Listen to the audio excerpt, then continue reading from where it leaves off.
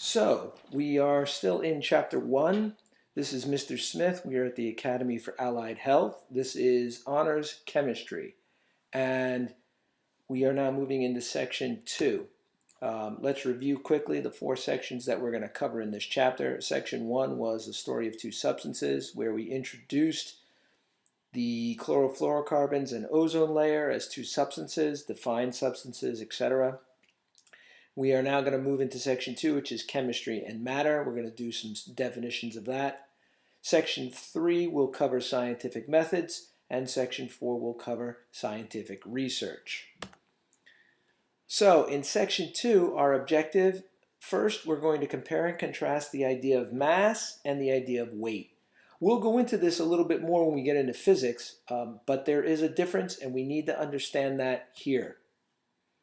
Second, we want to explain why chemists are interested in a sub-microscopic description of matter. That means things on the atomic level, and we'll get into that as well. Next, we want to identify the various areas of emphasis for various branches of chemistry. Chemistry is often called a central science, and that's because it can be utilized in a number of different areas. It is not an accident, and I will say this many times in many different lectures and in class, but it is not an accident that the first 4 recipients of the Nobel Prize in Chemistry were physicists. That is not an accident. It's how those things kind of work out. And you'll hopefully see that connection as we move forward. Technology is a piece of vocabulary for review. Technology is simply a practical application of scientific information. We'll do a little bit more on technology, believe it or not, in the next section than we will in this section, but it's a piece of vocabulary you need to have now. We are going to introduce the terms mass, weight, and model. I actually talked about model in Section 1. We're going to define that here. The main idea being that branches of chemistry involve the study of different kinds of matter. Matter has different forms. Specifically, there are 4: solid, liquid, gas, and plasma. We will cover those in states of matter itself. To measure matter, we commonly use mass, the mass of matter, because we commonly use solid matter. Mass is a measurement that reflects the amount of matter. Weight is also a measure of mass, and it also looks at gravity as a force on an object. So weight depends upon the gravitational force that exists wherever this mass is located. In other words, you can change weight, but you do not change mass. Mass stays the same. Much of matter and the behavior of it is macroscopic, which means we see it without a microscope. For example, if you have a test tube of 2 clear liquids and you put them together, you will be able to see them change color. They say they change color to yellow. You can see that happening. That's macroscopic. What we want to do in chemistry is we want to look at things on that submicroscopic or atomic level that shows us why they change color from clear to the yellow. So chemistry seeks to explain those events, those atomic level events that will cause the macroscopic observations. We do this primarily by creating models. The most common model that we're going to see and that we're going to really utilize will be the model of the chemical reaction and the chemical formula. Those models are often verbal, visual, or mathematical explanations of experimental data. It's how we demonstrate data or how we write the data. Chemistry, as I've said, is often called the central science and traditionally gets broken down into some different branches.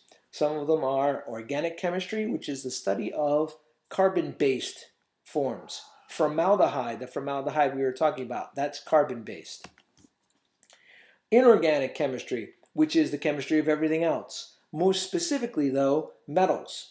We're going to cover a lot of inorganic chemistry. Actually, throughout much of what we do, it will be mostly inorganic chemistry. Physical chemistry we'll cover when we look at states of matter and how that matter changes. Melting points, boiling points, that kind of thing. That's physical chemistry. Analytical chemistry also does something about melting and boiling points, but that's for analysis so we can determine what's there. Analytical chemistry wants to look at the makeup of substances. We're going to do a lot of that as well. Biochemistry is simply the chemistry of living organisms. And environmental chemistry is, of course, the chemistry of the environment. The discussion that your book starts with and that we've been talking about with the ozone layer is an excellent look at environmental chemistry. Industrial chemistry is making things for industrial purposes.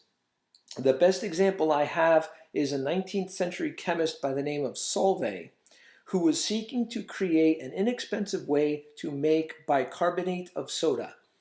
It's used extensively in a lot of machine practices to help with making machinery, making metal malleable, that kind of thing. So industry needed to use bicarbonate of soda a lot. They used it often. They called it soda ash.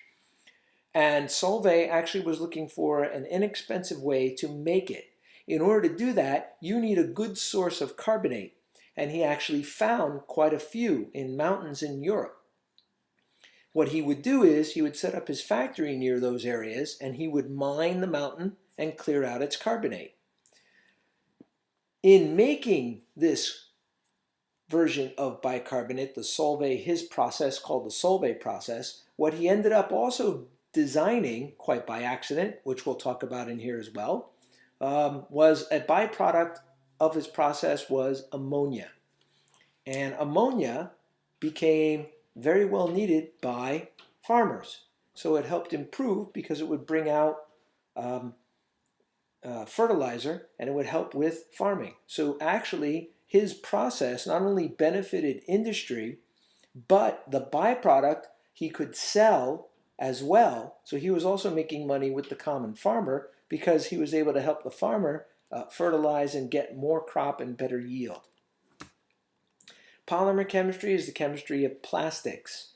You'll often see me at school, my computer is a stainless steel MacBook Pro, but on the outside of it is an orange plastic cover to protect it.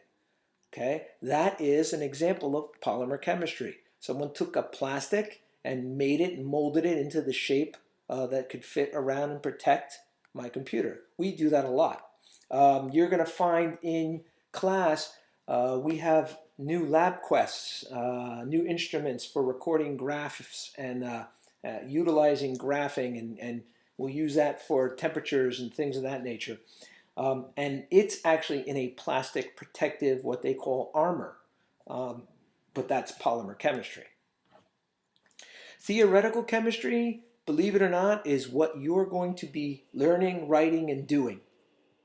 You're going to be putting things out. Combustion, you're going to talk about a combustion reaction. You're not actually going to combust anything, but you're going to lay out the theory of that combustion and what the products would be. That's theoretical chemistry. Thermochemistry is the chemistry of heat, specific heat, energy, how heat is utilized. We're going to see how that comes off in many, many common chemical reactions. Okay, in your book, this table 1.1, shows you some of the branches of chemistry and their emphasis. And that's this section. So let's have a couple quick assessment questions. What is anything that has blank and takes up space? Obviously, of course, that answer is matter. Matter has mass and takes up space. Next, chemistry, what does it try to explain? It explains what kind of observations based on what kind of observations. It wants to explain the macroscopic observations based on submicroscopic or atomic observations. And that is section